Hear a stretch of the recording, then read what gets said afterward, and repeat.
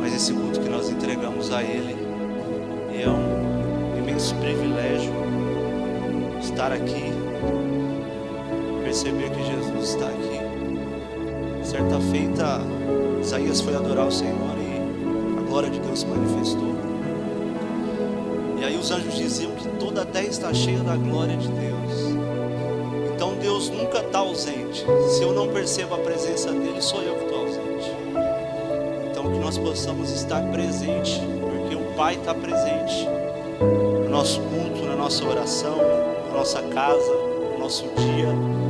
Graças a Deus por isso. Também sou grato a Deus pela oportunidade de servi-los a palavra nessa noite.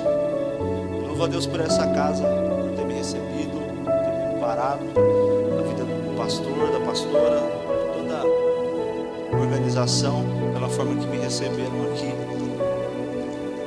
Quando chegamos aqui, Deus continue abençoando e mantendo o coração de vocês queimando pelo propósito.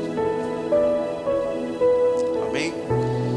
Evangelho de Jesus segundo escreveu Lucas, capítulo de número 22. O Senhor tem falado muito a respeito disso comigo há algum tempo, e eu queria compartilhar com você. E o tema que o Senhor me deu nessa noite é sangue no jardim. Amém? Até o final você entende. Se você não entender, me procure. Porque o mais importante é você entender. Nós entendermos o que Deus quer falar ao nosso coração. Não alguém se impressionar. Nós já passamos desse período de tempo. O mais importante é que você compreenda aquilo que Deus quer revelar ao seu coração. Amém? Quantos acharam? Evangelho de Jesus segundo escreveu Lucas, capítulo de número 22, a partir do versículo 39, diz assim. E a minha tradução é diferente, tá? Se quiser acompanhar, a daqui vai acabar da mesma forma. E saindo foi como costumava para o Monte das Oliveiras, e também os seus discípulos o seguiam. Quando chegou àquele lugar, disse-lhes: orai, para que não entreis em tentação. Apartou-se dele cerca de um tiro de pedra, e pondo-se de joelhos, orava, dizendo: Pai, se queres, passa de mim esse cálice. Todavia, não se faça a minha vontade, mas a tua. E apareceu-lhe um anjo do céu que o confortava. Posto em agonia, orava ainda mais intensamente, e o seu suor tornou-se em grandes gotas de sangue que corriam até o chão. E levantando-se da oração, foi ter com seus discípulos e os achou dormindo de tristeza. E disse-lhe: por que estáis dormindo? Levantai-vos e orai, para que não entreis em tentação. Amém? Pai, nós te rendemos graças uma vez mais, e nós pedimos que a tua voz fale conosco nessa noite, Pai, que nosso coração esteja preparado para te ouvir, que o Senhor repreenda toda armadilha, todo planejamento contrário à tua vontade nessa noite, e que nós possamos te servir uma vez mais, Senhor. Possamos te ouvir, pois a tua voz é vida para o nosso coração. Amém. Graças a Deus. Amém. Queridos, quando eu olho para esse texto, para esse livro mais precisamente, algumas coisas me chamam a atenção no capítulo que nós acabamos de ler, mas sempre que eu leio o livro que Lucas escreveu, não tem como não me lembrar da pessoa que ele foi. Porque segundo alguns historiadores, Lucas ele não foi testemunha ocular de Jesus, ele não esteve com Jesus. Lucas, ele começa o livro dizendo que está escrevendo a Teófilo, fazendo um tratado, um relato preciso das coisas que aconteceram. E ele nos faz entender que ele dedicou a sua vida a pesquisar a respeito de Jesus. E a primeira coisa que me move é o interesse de Lucas. por Jesus. No texto que nós acabamos de ler, a figura principal é o Cristo. E Lucas demonstra um interesse gigante quando ele de alguma forma para a sua vida para pesquisar sobre Jesus. Ele está interessado em Jesus. Isso me faz refletir e entender que eu preciso me interessar mais por Jesus. Muitas pessoas se interessam pela vida do outro, pelo problema do outro, não no sentido de ajudar, mas no sentido de espalhar uma notícia ruim, de espalhar algum acontecimento, o último que caiu, o último escândalo. Até um tempo atrás eu descobri que existe não sei se é site, se é página, que se chama Fuxico Gospel. Só o sangue de Cristo. Então as pessoas se interessam pela vida do outro, por, sei lá, artistas, fãs. E sempre houve a necessidade de alguém que se interesse por Jesus. E Lucas é essa pessoa, essa figura que me ensina que eu preciso me interessar mais por Jesus.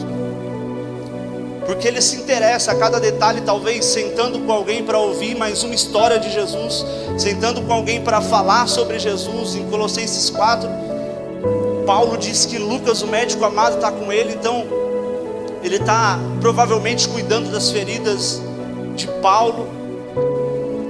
O nível que ele se interessa por Jesus aparentemente faz com que ele comece a se parecer também com Jesus. Porque se você andar demais com alguém, você vai acabar reproduzindo aquilo que a pessoa faz. Se você passar tempo demais com alguém, você vai acabar falando igual a pessoa, fazendo algum tipo de gesto que a pessoa faz. E a primeira lição que eu aprendo com Lucas é que eu preciso passar mais tempo com Jesus, eu preciso me interessar mais por Ele, eu preciso estar mais com Ele, eu preciso dedicar mais tempo conhecendo Jesus, e conhecer de ter intimidade com Ele, ao ponto de que eu fique parecido com Ele, porque esse é o propósito do Evangelho. Esse é o propósito de Deus ter nos salvado. Como o pastor sempre fala aqui, Deus não é um Deus que está... Eu sempre uso essa expressão, não é Papai Noel, é Papai do Céu. E algumas pessoas têm Deus como Papai Noel, aquele que aparece de vez em quando para dar um presente e vai embora. Mas com todo o respeito que eu tenho por você, Deus não é o Papai Noel. Ele continua sendo o Papai do Céu.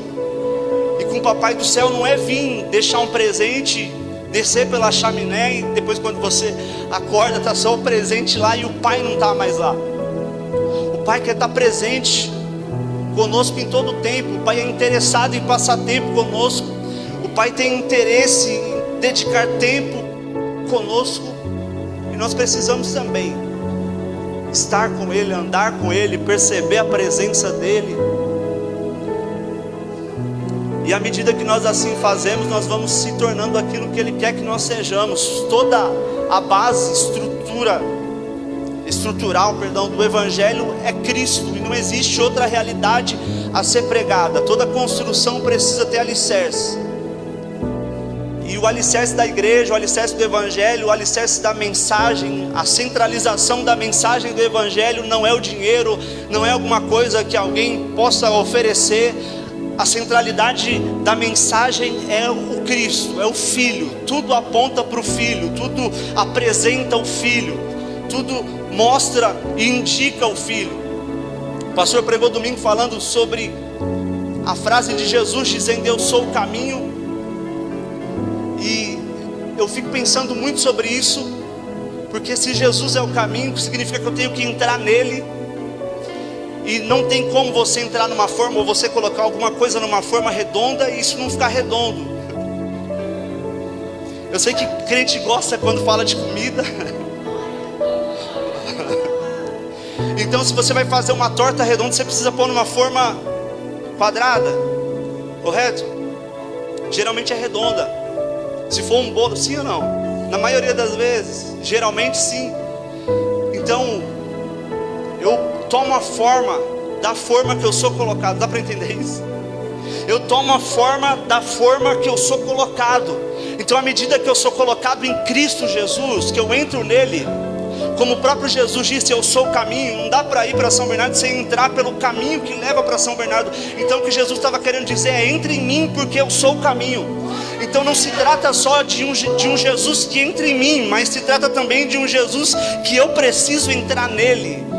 E nunca foi tão importante falar a respeito dessa necessidade que eu tenho de entrar nele, porque tem muita gente procurando um Jesus que entre nele, mas poucas pessoas estão procurando entrar em Jesus. À medida que eu entro em Jesus, eu vou tomando as características dele, eu começo a me parecer mais com ele. E esse é o propósito central do Evangelho. Essa é a apresentação do Evangelho. Por isso que Paulo dizia: sede meus imitadores como eu sou de Cristo. Ele tomou a forma da forma que ele entrou. Então Lucas vai discorrer a respeito disso. E o centro de tudo é sempre esse Cristo, que no texto que nós lemos está num jardim. É sempre Ele. Algumas pessoas olharam para algumas partes da história e pegaram alguns detalhes e não encontraram Cristo. Mas Cristo sempre está em cada detalhe da Bíblia Sagrada. Se eu tiro Cristo da Bíblia, se torna um livro de história que qualquer um pode interpretar da forma que quer, ao seu bel prazer. Mas quando eu coloco Cristo como centro da Bíblia, eu vou entender que Ele é a razão de tudo, o propósito de tudo, e que eu preciso parecer com Ele, que eu preciso agradar o Pai. Assim como um dia a voz do Pai ecoou e disse: esse é o meu filho amado e nele eu tenho prazer. Esse é o meu propósito como cristão, ser o prazer de Deus. E muitas vezes na minha caminhada cristã eu entendia que Deus tinha que me dar alguma coisa, que Deus tinha que fazer alguma coisa para que eu ficasse feliz, para que eu tivesse prazer em Deus. Mas o propósito não é Deus me dar o prazer, é eu ser o prazer dele. Então quando eu entender isso, eu vou olhar para a Bíblia de uma forma diferente. Não é Deus que precisa mudar o ambiente que eu estou, sou eu que preciso mudar. Em qualquer ambiente aonde eu estou, eu continuo precisando mudar, eu continuo precisando ser transformado. E é isso, Paulo disse em Romanos 12: não vos conformeis com esse mundo. Ele estava dizendo: não tomem a forma desse mundo, mas sejam renovados a vossa mente, para que vocês provem qual é a boa, perfeita e agradável vontade de Deus. Então Paulo estava dizendo: entrem na forma e tome a forma, para que vocês se tornem parecidos com Ele. E a perspectiva muda completamente. À medida que eu coloco Cristo aonde eu estiver, a perspectiva do local, do ambiente muda. As pessoas reclamam de tudo, nunca está bom. O tempo todo, em todos os lugares, tem alguém reclamando de alguma coisa, por causa da perspectiva que se olha. Eu até comentei com algumas pessoas, eu trabalho com química, e por um acidente, uma espécie de química voou no meu rosto, quis fazer as coisas rápido e voou no meu rosto. E aí ardeu bastante, eu nem sabia se aquela química tinha algum tipo de reação. E eu sozinho no setor, falei: agora é eu e Deus. E em alguns momentos, talvez da minha vida, eu poderia ter reclamado. Mas quando eu coloco Cristo, eu entendo que aquilo foi um livramento, porque o meu olho continua bom.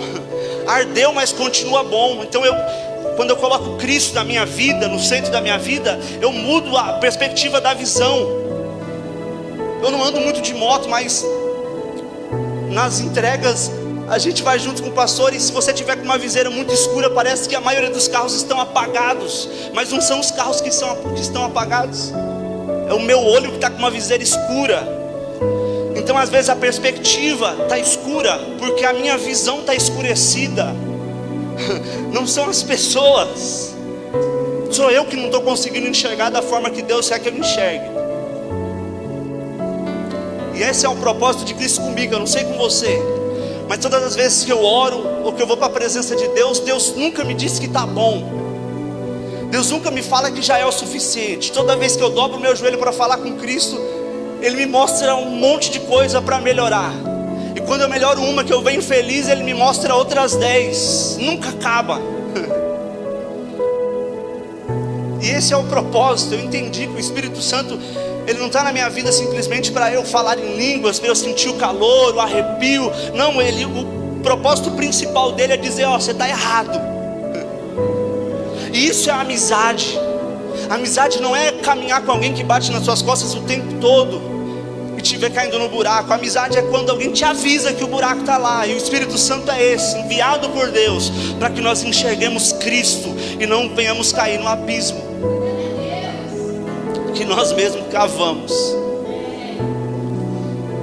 Então é esse Cristo que está aqui no capítulo de número 22. É com Ele que eu preciso me parecer. E à medida que eu me relaciono com Ele, eu vou tendo atitudes diferentes. Ele está com os discípulos e está numa mesa onde Ele sabe que o traidor está lá. E o ambiente é desconfortável quando você está numa mesa que você sabe que o seu traidor está sentado junto. Mas Ele não muda. Ele não trata as pessoas diferente. Ele sabe que o mal não está nele.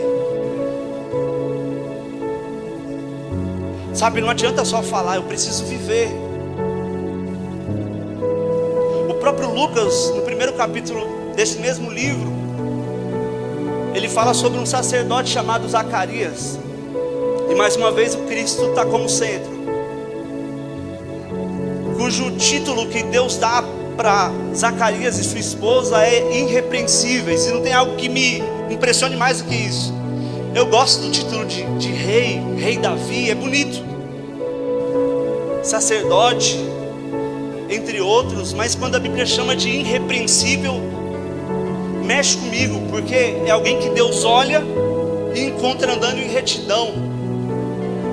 Esse sacerdote está no meio de um sistema falido e vendido, mas ele entra no secreto, ele passa tempo, ele vai oferecer um sacrifício. E quando ele sai de lá, Deus falou que ele ia gerar. E quando ele sai do secreto, ele sai fazendo o gesto. E o texto lá em Lucas capítulo 1 diz que entenderam que ele tinha tido uma visão. Quem é que entendia Libras lá para interpretar isso? Como que o gesto, depois que eu saí do secreto, faz alguém entender que eu recebi uma visão e que Deus me falou que eu vou gerar? Mas o secreto faz isso. Quando eu vou para a intimidade com Deus e recebo uma visão, eu não preciso falar mais nada.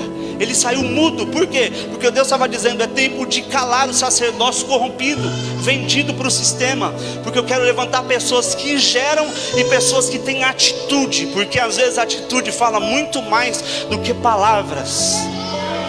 Então eu saio do secreto, mas eu não saio de qualquer forma. Eu não saio falando que tive uma visão. Eu não saio simplesmente falando alguma coisa para que as pessoas vejam que eu sou super-herói gospel. Não, eu saio fazendo alguma coisa que quem olha vai dizer: ele teve no secreto e a visão dele mudou. E o fim de tudo é Cristo. Porque Zacarias é exatamente o homem que vai gerar João Batista, que é aquele que prepara o caminho para o Cristo.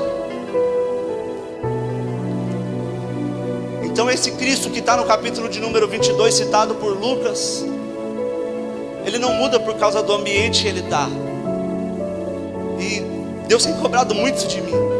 Você não pode mudar por causa do ambiente que você está. Você precisa ser o mesmo, senão você não está sendo autêntico. Como o pastor sempre diz, são dias de pressão, e não tem um lugar para ter mais pressão do que em casa e no trabalho. Só que eu preciso ser o mesmo lá que eu sou aqui. Eu não posso ser diferente. Cada dia é um novo desafio, e eu vou ser desafiado em alguma coisa. E é o próprio Deus que causa essas situações, para que de mim possa ser extraído algo melhor, para que eu consiga reparar os meus erros, porque eu tenho muita facilidade para reparar os seus. A minha dificuldade é aceitar e reparar nos meus. Mas esse é o propósito do Evangelho. A Bíblia é um espelho. que só mostra o meu interior, como que eu estou, o que eu preciso fazer para mudar. É para isso que eu falo com Deus, é para isso que eu busco a presença de Deus, para que eu me conheça, porque enganoso é o coração do homem.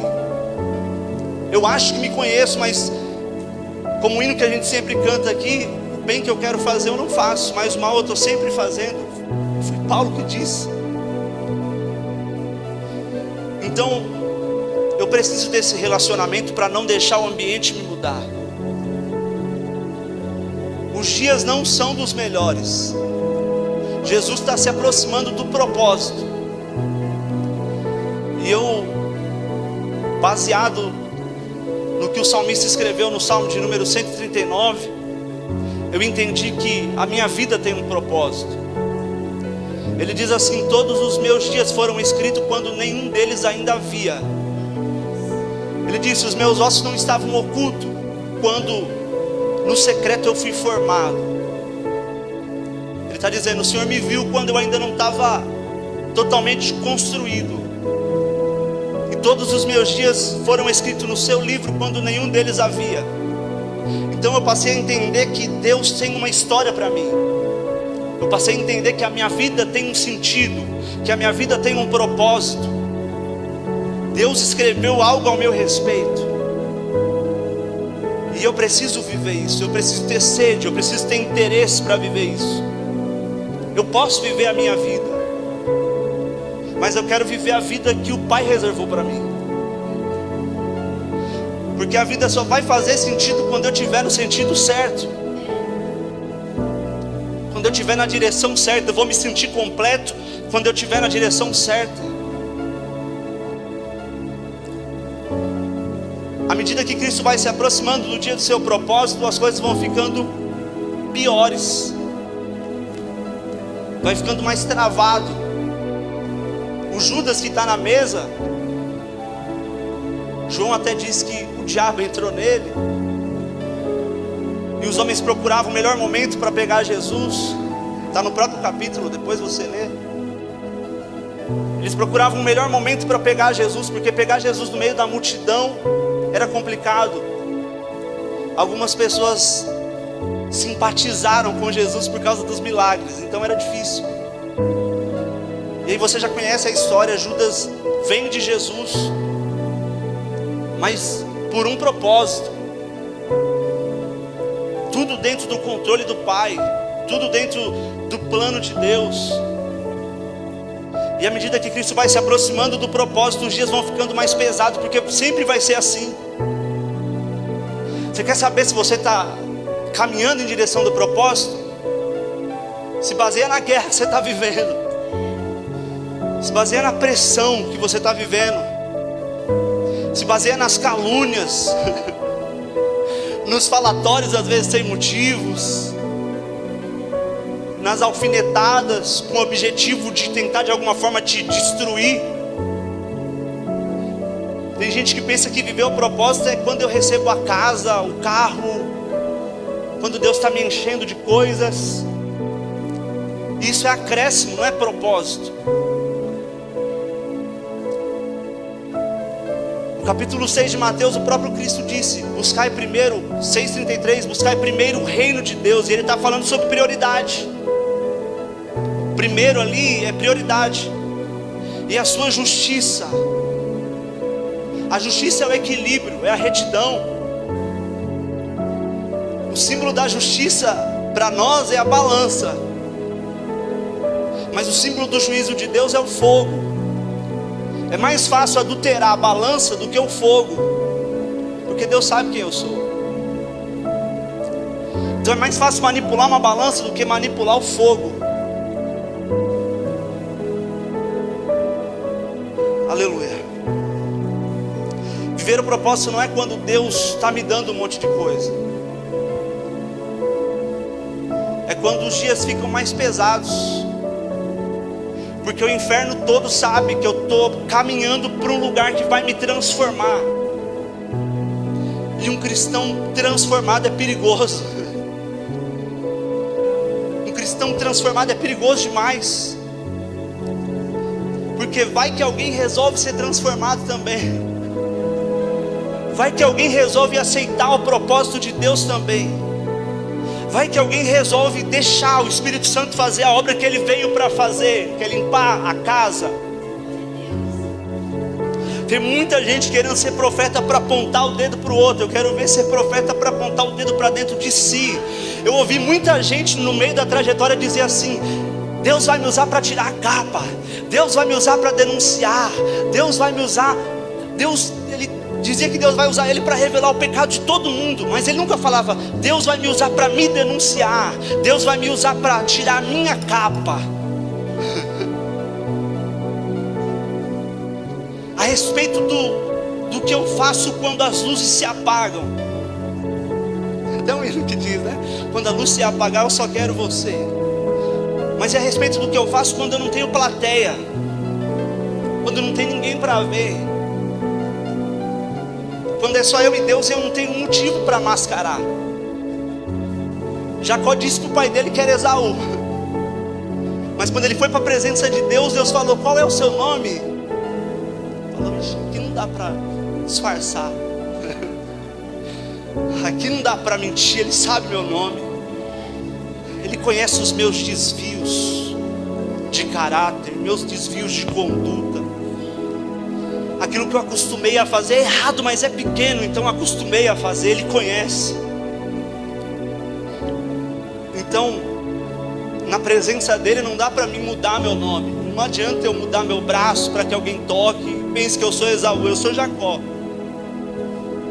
eu sou um enganador, e eu amo a Deus por isso. Como nós dizíamos essa semana, a base de escolha de Deus não é nós, a base de escolha de Deus é Cristo. Então Deus escolhe baseado no amor, Ele não escolhe baseado em qualidade, em dom, em talento. Senão eu ia para o final da fila, eu estava lá no final esquecido. Mas a base de Deus para escolher é o amor, e o amor de Deus é Cristo. Então Deus, quando me escolheu, Ele não olhou para mim, Ele olhou para Cristo. E então Ele me amou, porque Ele olhou para Cristo. E por isso Ele me escolheu para viver um propósito. Os meus dias foram escritos no seu livro, quando nenhum deles ainda havia. E é para isso que eu preciso caminhar. Eu nem sei até que horas que eu tenho. Amém?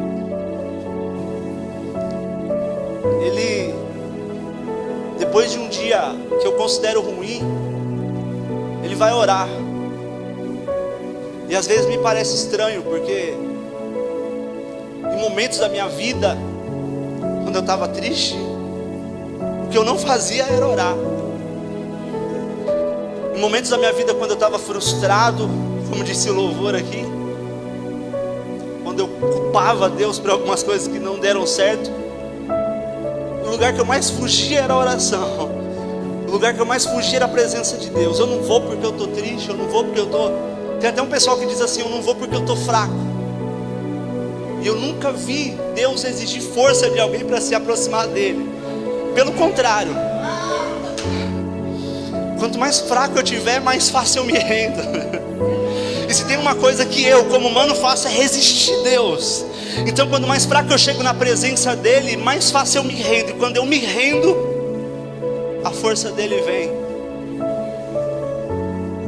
É por isso que o poder de Deus se aperfeiçoa nas nossas fraquezas. Por isso que ele diz, a Bíblia diz: quando eu estou fraco, aí é que sou forte. O próprio Paulo diz: quando estou fraco, aí é que sou forte. Eu trouxe alguns, mas Deus está me levando por outro caminho. Quando eu estou fraco, aí é que sou forte, porque o poder de Deus se aperfeiçoa na minha fraqueza. Porque quando eu estou fraco, eu me rendo. É uma mulher que rompe uma multidão depois de uma hemorragia de 12 anos e se aproxima dele, toca nele, e eu pergunto que força que ela tem perdendo sangue 12 anos. Isso quebra qualquer desculpa esfarrapada que eu tenha para não estar com Cristo. Se você está me ouvindo e por algum motivo disse assim: eu não vou porque eu estou sem força, eu também estou sem força, e é por isso que eu vou. Eu também não tenho força, e é por isso que eu me aproximo, Porque uma vez eu ouvi eu li Davi dizendo no Salmo de número 46: o Senhor é o meu refúgio e a minha fortaleza, um socorro bem presente na minha angústia. Então, quanto mais fraco eu estou, mais eu preciso me aproximar dele, porque eu nunca estive forte. Teve um momento de cheio, talvez, da religião, pensando que estava cheio do Espírito, eu achava que estava forte, mas eu nunca estive forte, eu sempre fui fraco. E toda vez que eu vencia algum desafio, era uma força que vinha do alto, é uma força que vem de Deus, que vem de dentro, porque Ele mora dentro. Amém? Então ele caminha para um jardim, ele sobe para um monte, e essa subida para o monte faz com que o que está lá embaixo fique lá embaixo. Porque quando eu venho para a presença de Deus, eu preciso me livrar de algumas coisas. Tem gente que às vezes fala que o culto não foi bom, embora o culto não seja para ele. Mas às vezes não é que o culto não é bom, porque estar com Deus é bom demais. Mas às vezes eu venho tão carregado, tão pensando no que eu vou fazer amanhã, como foi falado aqui, tão cheio de coisas na mente, que Deus não tem espaço. Não é o culto que está frio, não é o culto que é ruim, sou eu que sou ruim, sou eu que sou frio. Ele sobe e o que está lá embaixo fica lá embaixo. E ele vai orar. E eu gosto dessa parte, porque ele pede para os discípulos orarem para não cair em tentação. E Jesus nunca vai pedir algo para a gente que Ele não nos deu antes. O Jesus que pede para os discípulos orar é o mesmo Jesus que no capítulo 11 os discípulos disseram: ensina-nos a orar, como também João ensinou seus discípulos. Lucas 11:1 diz: Jesus estava orando em um certo lugar, e quando terminou, um dos seus discípulos disse: Senhor, ensina-nos a orar, como João ensinou os discípulos dele. Então eles pedem para aprender e Jesus ensina. E no momento que seria mais útil a intercessão que Jesus ensinou eles a fazer, que é o Pai Nosso, que você bem conhece, Jesus fala: vamos orar. Eles dormem. Eles pedem uma ferramenta para Deus, e quando Deus chama eles para usar aquilo que Deus deu, porque eles pediram, eles não estão acordados. E não existe um tempo, como o folheto mesmo diz lá, o folheto da Hope, o Pai te chama, não existe um tempo melhor do que esse, para nós lembrarmos do que nós pedimos para Deus, para nós lembrarmos sobre o que nós oramos a Deus. Porque Deus deseja levantar pessoas, Deus deseja usar pessoas, Deus deseja nos usar naquilo que nós pedimos. Será que você consegue refrescar sua mente e lembrar o que você pediu para Deus te usar, e que talvez esteja adormecido hoje? Porque nós somos assim, eu também sou assim. Nós pedimos, Ele dá, e quando Ele requer, nós não estamos dispostos. Mas hoje o Espírito de Deus vai nos dar mais disposição para fazer aquilo que é propósito dEle. 1 Samuel capítulo de número 3, a Bíblia diz que, eu vou ler o versículo de número 8, diz assim: então o Senhor chamou Samuel pela terceira vez, e ele se levantou e foi até Eli e disse: aqui estou, pois me chamaste. Então Eli entendeu que o Senhor estava chamando o menino. Por 3 vezes Samuel se levanta e corre até Eli, que está velhinho, e diz: pois não, o Senhor me chamou. Eu não sei qual era o horário, mas estava à noite. E não tem nada melhor do que dormir à noite, Por 3 vezes ele se levanta, sai da cama quente, do sono gostoso, e corre até Eli e diz: eis-me aqui, o Senhor me chamou, e aqui eu estou disposto para servir. Acontece a primeira vez, ele diz: eu não te chamei, volta a dormir. A segunda, a terceira, e isso mexe comigo, porque a mesma disposição que ele levanta na primeira vez é a mesma disposição que ele levanta na terceira vez. Ele é alguém disposto. Quando a voz chama, ele está disposto. Ele tem coragem de abrir mão do seu conforto, ele tem coragem de abrir mão do seu sono, para atender a voz que chama. Ele teria vários motivos, ainda mais se fosse no século 21, onde algo simples chamado educação às vezes está em extinção. Estou falando alguma mentira? Então ele teria todos os motivos para talvez se levantar e falar: aquele velho está louco, está me chamando toda hora, e quando eu vou ele fala que não me chamou, ele deve estar com Alzheimer, ou alguma coisa do tipo. Mas a mesma disposição que ele levanta na primeira vez é a mesma que ele levanta na terceira.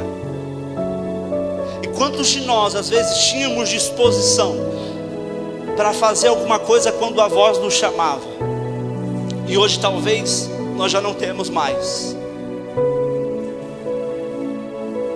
Nós precisamos de disposição para servir, porque o Evangelho de Cristo é exatamente o Evangelho que me convida a servir. Uma vez eu ouvi alguém dizer assim: eu não sirvo o homem, eu sirvo a Deus. E eu fiquei pensativo: será que ele serve num outro lugar? Tipo, sei lá, no céu? Porque ele serve a Deus, mas não serve aos homens. E quando eu olhei para a Bíblia, eu entendi que servir a Deus é exatamente servir os homens. Provavelmente ele serve anjo, mas evangelho é isso, é ser chamado para servir pessoas. E nem sempre vai ser as melhores, nem sempre vai ser o padrão que a gente espera. Amém? Vou me adiantar. Jesus está procurando pessoas dispostas a entregar aquilo que Ele já entregou para nós, a oferecer aquilo que Ele já colocou dentro de nós, que Ele já nos ensinou a fazer. Depois disso, Jesus vai orar, e o texto diz que, posto em agonia, Ele orava ainda mais intensamente. Alguém está me entendendo? Ele está próximo de viver o seu maior propósito, que é morrer na cruz por nós. Jesus não é um coitadinho que veio e era bonzinho e mataram Ele, não. Jesus é o Filho de Deus, que veio e se entregou na cruz para morrer pelos meus pecados. Se Ele não morre como sacrifício, eu não tenho perdão. E se Ele não ressuscita, eu não tenho justificação. Porque se algum infrator da lei for me representar num tribunal, sabe o que vai acontecer? Vamos supor que eu contrate um advogado que é estelionatário para me defender no tribunal, porque eu cometi alguma infração. Sabe o que vai acontecer se ele se apresentar como culpado para defender um culpado? Nós dois vamos presos. De lá a gente não sai. Por isso que ninguém tem a qualificação de se entregar pelos nossos pecados. Ninguém pode me dizer se Deus me perdoou ou não. Ninguém tem esse direito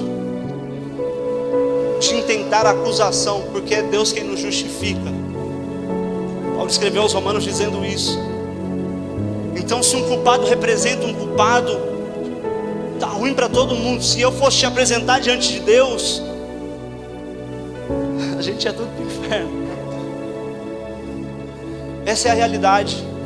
Porque um culpado não pode defender um culpado diante do juiz.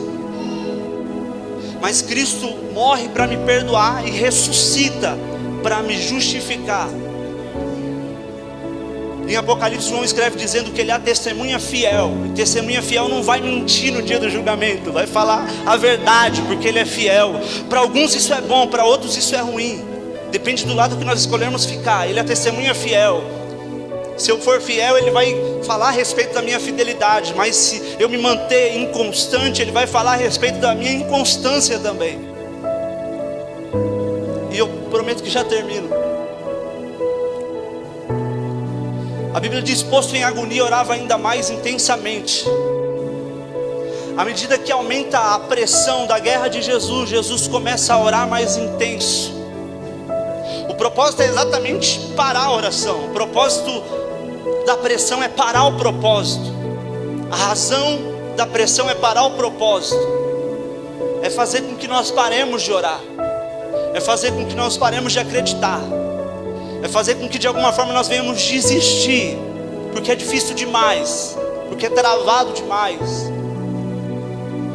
Mas Jesus dá uma lição gigantesca, porque a Bíblia diz: posto em agonia, orava ainda mais intensamente. À medida que aumentava a intensidade da guerra, Jesus também aumentava a intensidade da oração. Quanto mais apertava a guerra, melhor ficava a oração de Jesus. Você consegue entender isso? Que quanto mais pressionado eu sou, mais intenso eu preciso ser. O mundo está cheio de pessoas pela metade.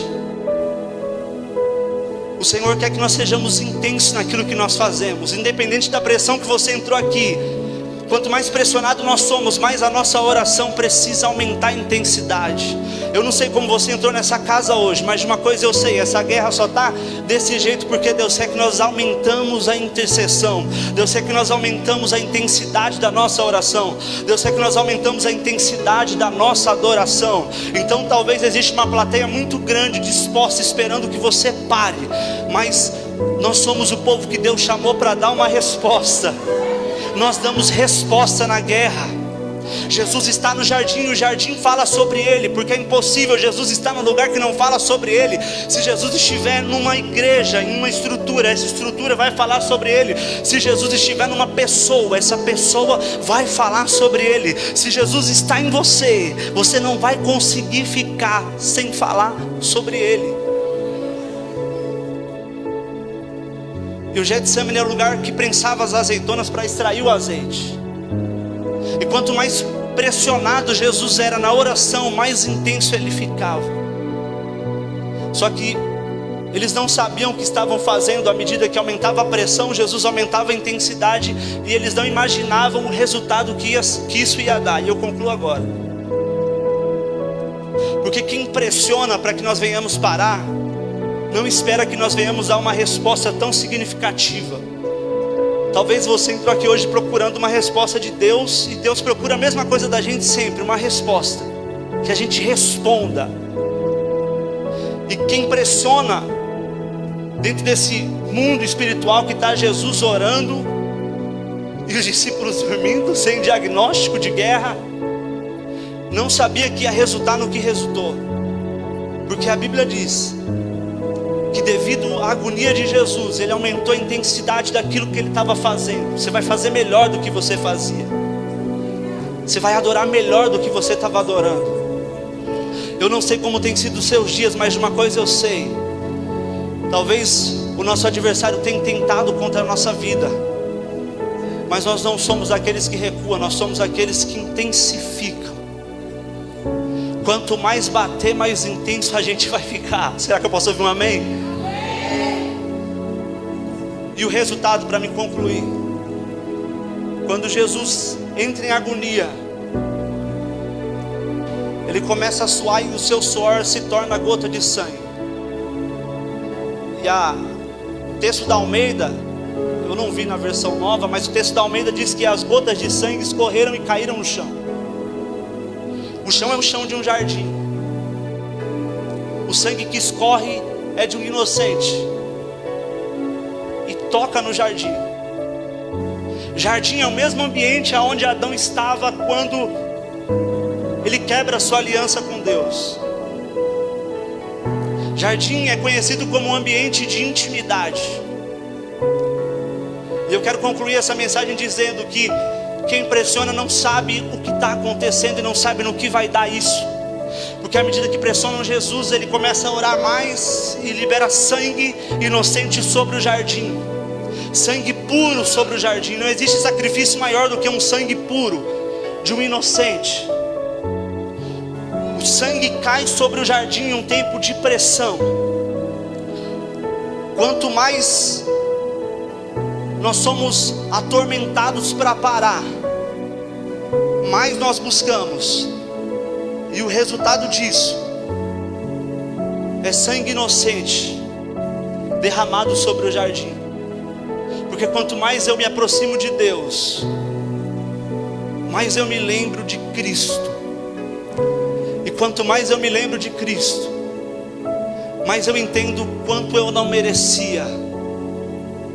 Mas eu não entendo como alguém que sofre acusação.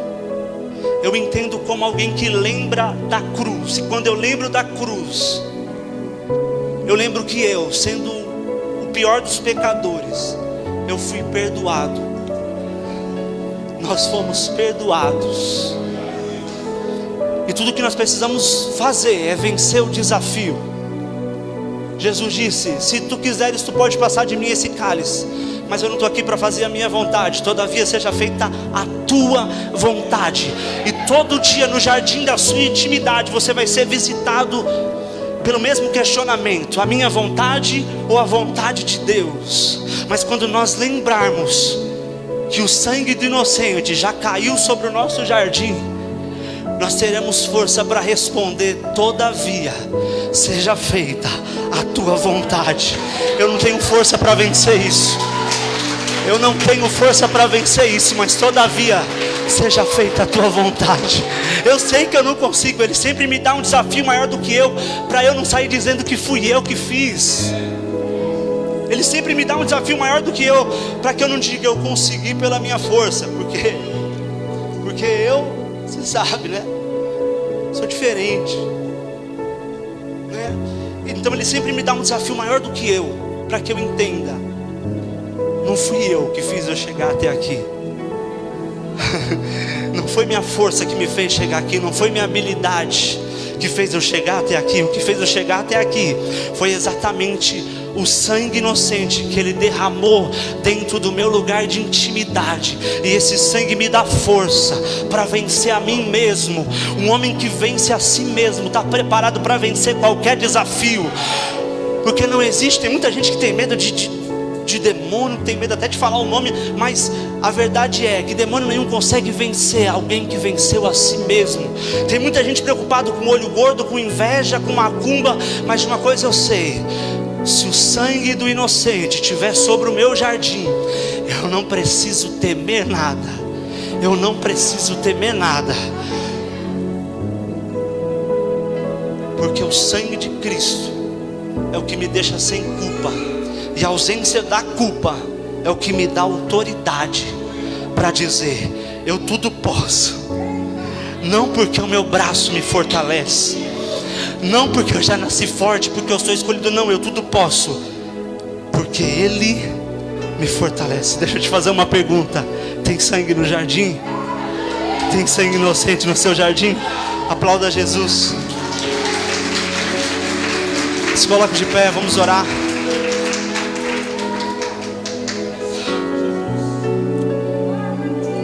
Aleluia.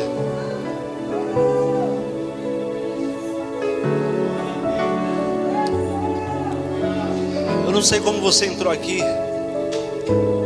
mas eu entrei debaixo de guerra. E eu quero prestar um culto da forma que venha agradar o coração dele. Para agradá-lo eu preciso entregar tudo. Assim como Ele entregou, Ele já fez. Ele fez para deixar um exemplo. E agora é minha vez. Talvez você está debaixo de muita guerra, muita pressão.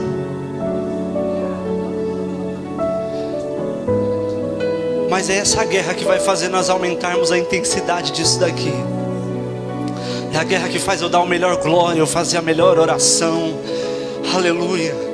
Eu dizia as palavras mais bonitas, não para tentar de alguma forma surpreender Ele, porque ninguém consegue surpreendê-lo, mas só para ele ouvir mais uma vez a minha boca. Ele já sabe o que eu vou falar, mas só para ele ouvir mais uma vez da minha boca o quanto eu o amo, o quanto eu o desejo. Só quem está em guerra, só quem está em guerra, levanta suas mãos nessa noite. Pai,